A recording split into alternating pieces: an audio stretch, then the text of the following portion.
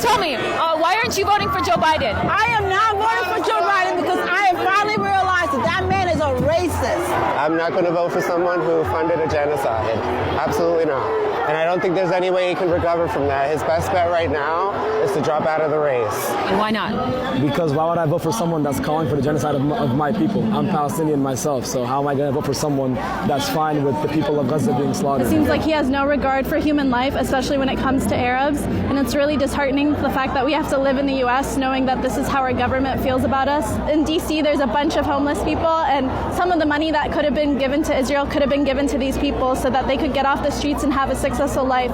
It seems more that he cares about the people overseas rather than he cares about his own constituents. Joe Biden, Sleepy Joe, as I like to call him, he's not listening to us, and it's not right. I can't name one thing Joe Biden has done that was good. Not one. While he's doing this in Gaza, he's also still trying to do the border walls, and he's also trying to keep kids in cages. He thought that was going to be done with Trump. He's still doing it too. Some of your colleagues, and we talked about what's happened at the protests this week, have called the president Genocide Joe. Some of your colleagues have accused the president of supporting genocide, including Rashida Tlaib. Do you agree with that word, genocide, that the president's been supporting a genocide, or does that go too far?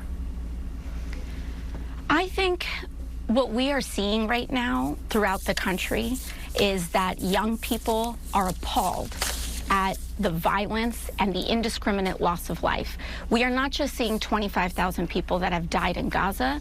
We are seeing the starvation of millions of people, the displacement of over 2 million Gazans. Boy, oh boy, oh boy, oh boy, oh boy. I gotta do a follow-up video on a video that I did yesterday about the Democrat Party civil war, okay? The war between the establishment Democrats and their support of Israel versus the progressives and their support of Palestine. This issue, this conflict that is happening overseas is literally destroying the Democrat Party, okay? It will be the reason why Joe Biden loses in 2024, or one of the main reasons he loses in 2024, because there are a lot of voters that are coming out and saying, we're not going to vote for Joe Biden over this conflict. Now, one particular group of voters that we have to talk about here first are Muslims, who, at least in the state of Michigan, are a key voting bloc for Democrats. And they've come out here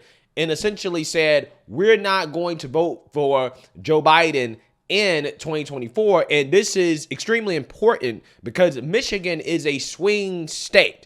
So if Muslims don't show out to vote for Biden, that could be the difference between a win and a loss in a key swing state. Take a look.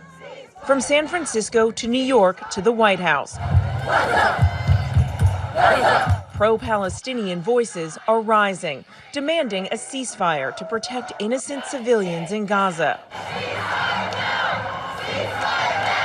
In the tight-knit community of Dearborn, Michigan, the devastation and loss of life hits hard. Home to one of the largest Muslim and Arab American populations in the country, this conflict is personal. There's 0 degree of separation between Dearborn and Gaza. Over tea at the local bakery, Yasmin Kadu shares her pain and frustration. There's this collective grief we're all feeling, and we don't feel like anyone's listening. They always want our votes, but they never want our voices. Michigan's 200,000 Muslim voters turned out overwhelmingly for Biden in 2020, helping him win this critical state by just 154,000 votes. But now their support is increasingly in doubt. We've woken up to the fact that you're not going to pander to us anymore. You're either going to listen to our demands or you're going to lose this really important chunk of voters. Which could cost an election. Which could cost an election, but even more so right now, it's costing lives. Ned Fawaz is more blunt. Of course, this will cost him election. This is a different Biden, and we're not going to vote for Biden. Yeah, so you're saying that you heard that. Now, again, this is very important because Michigan is a state that Trump allegedly lost in 2020. And in 2022, Republicans lost. Tudor Dixon lost the governor's race because of the issue of abortion. So going into 2024, this Israel-Palestine issue could flip that state back red because Muslims, a large voting bloc of Democrats and progressives, are sitting out due to Biden's stance on Israel and Palestine. Again, this is extremely important to pay attention to. This is probably one of the most important issues in regards to Democrats and their chances in 2024 that we have to talk about. And what is the Democrat Party's response to the growing opposition to their support of Israel? Well, Nancy Pelosi just came out and addressed the pro-Palestinian rioters and basically called for an FBI investigation into them because they may have connections to Putin/Russia. I'm not kidding. She literally called for this on national television. But before we get into it, we have to have a word from the sponsor of this video, Noble Gold. If you're trying to navigate market turbulence, why not set a course to the Noble Gold investment safe haven? With global uncertainty looming, your savings and retirement plan are under siege. But there's one asset that has stood the test of time, and that is gold. Unlock the peace of mind that comes with owning gold, the ultimate safe haven. And if precious metals are new to you, Noble Gold will hold your hand throughout the whole process. They have a team of experts that will guide you through every step on your way to safety. Thousands of investors have sheltered their retirement savings with Noble Gold investments. Don't leave yourself exposed to the markets right now. It's just way too risky. With gold near an all-time high and looking to climb even higher, it's the perfect time. Open a Noble Gold Investments IRA and secure your future with a free silver virtue coin. Act now before it's too late. Call 877-646-5347 and claim your free coin before it's gone. Or visit noblegoldinvestments.com now. That is noblegoldinvestments.com, the only gold company that I trust. And just remember, there's a risk with every investment and there's no guarantee of any kind. They're in front of my house all the time. So I have a feeling for what feelings they have. But we have to think about what we're doing. And what we have to do is try to stop the suffering in Gaza. This is women and children, people who don't have a place to go. So let's address that. But for them to call for a ceasefire is Mr. Putin's message. Mr. Putin's message. Make no mistake, this is directly connected to what he would like to see. Same thing with Ukraine. It's about Putin's message. I think some of these protesters are spontaneous and organic and sincere. Some, I think, are connected to Russia. And I say that having looked at this for a long time now, as you know. You think some of these protests are Russian plants? I don't think they're plants. I think some financing should be investigated. And I want to ask the FBI to investigate that. But apart from that, let's just say it's all spontaneous and sincere. Let's say it's all spontaneous and sincere. Young people care about the right to choose. They care about LGBTQ issues. They care about preserving the planet. They care about gun violence prevention. That's what they tell us. They care about our democracy and the freedoms that are contained in some of what I said.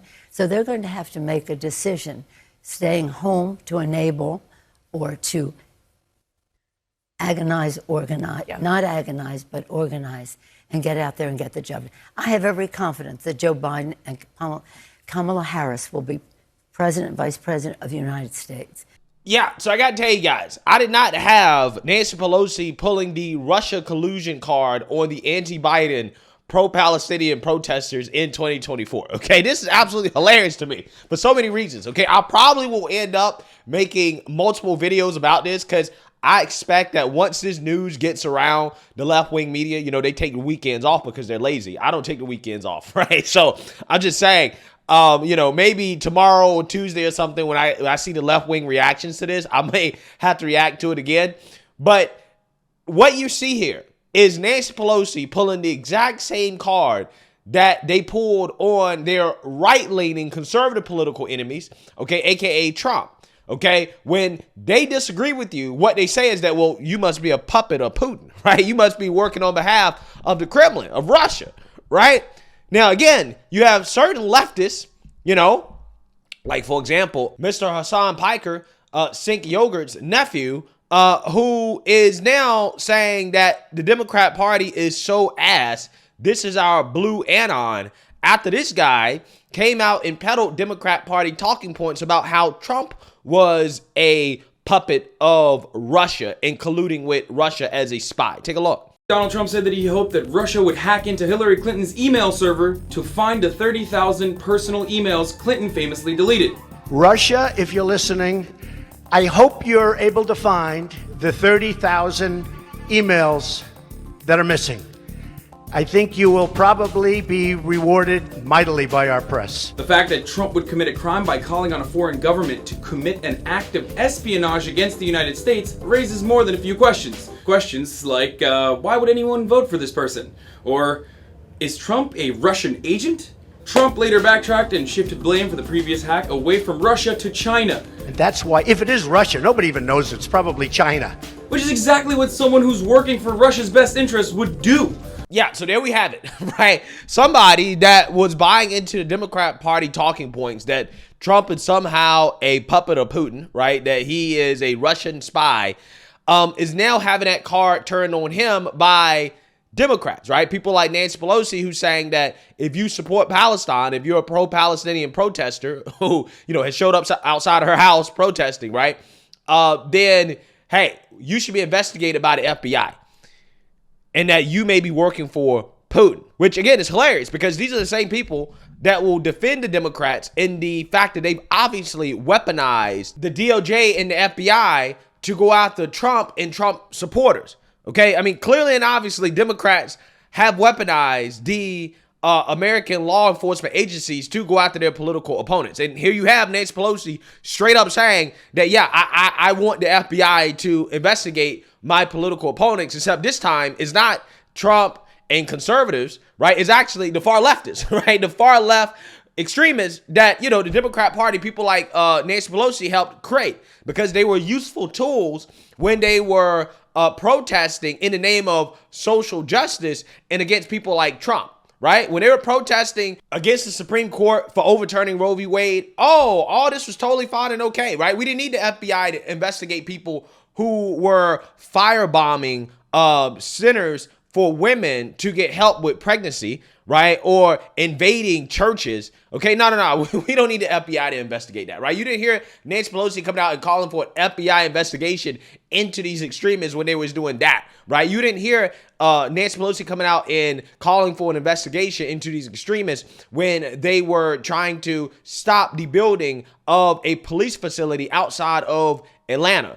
You didn't hear Nancy Pelosi have any concern about the left-wing extremists when they were doing things that the Democrat Party agrees with, right? But now all of a sudden that they're doing stuff that is against the Democrat Party, right? It goes against the Democrats' agenda. All of a sudden now, we need an FBI investigation to these people, right? These people might be working on behalf of Russia, okay?